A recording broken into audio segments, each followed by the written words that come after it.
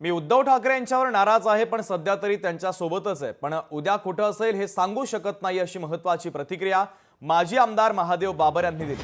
दुसरीकडे महादेव बाबर यांच्या वाढदिवसाच्या निमित्तानं लावण्यात आलेल्या बॅनरवर उद्धव ठाकरे यांच्या शिवसेनेचा कुठंही उल्लेख नव्हता. त्यामुळे आता लवकरच महादेव बाबर हे एकनाथ शिंदेंच्या शिवसेनेच्या वाटेवर असल्याचं कळतंय. मात्र सध्या तरी महादेव बाबर यांनी वेट अँड वॉचची भूमिका घेतलेली आहे.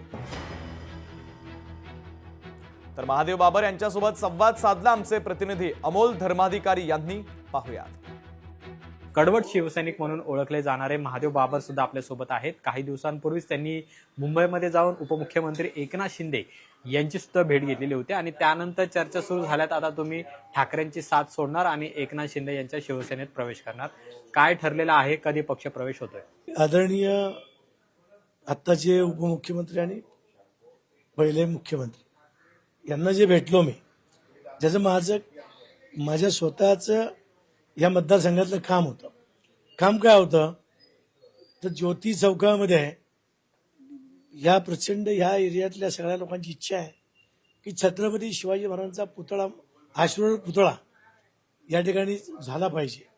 आणि मग त्यानिमित्तानं आम्ही काही लोकवर्गणी, महानगरपालिकेचं सँक्शन, शासनाचं सँक्शन हे ताबडतोब आम्हाला मिळावं आणि गोंडव्या गावामध्ये छत्रपती शिवाजी महाराजांच्या ज्योती चौकामध्ये, नरेश तानाजी मालुसरे चौकामध्ये छत्रपतींचा पुतळा उभा राहावं, यासाठी मी आदरणीय एकनाथ शिंदे साहेबांची मी भेट घेतलेली आहे. त्यांची कामाची पद्धत तुम्हाला माहिती आहे. खरं तर मला जायची वेळ आली तर तुम्हाला मी पत्रकार परिषद घेऊन सांगेल. आत्ता तरी मी वंदनीय उद्धव साहेब ठाकरेंच्या शिवसेनेमध्ये आहे. मी नाराजही आहे, म्हणजे मी चाकाला जायचं, लपवायचं काही कारण नाही आहे.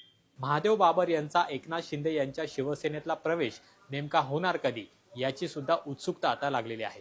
कॅमेरामन योगेश केळापुरेसह अमोल धर्माधिकारी, लोकशाही मराठी, पुणे. लोकशाही मराठी, ऐका, पहा, जागरूक रहा.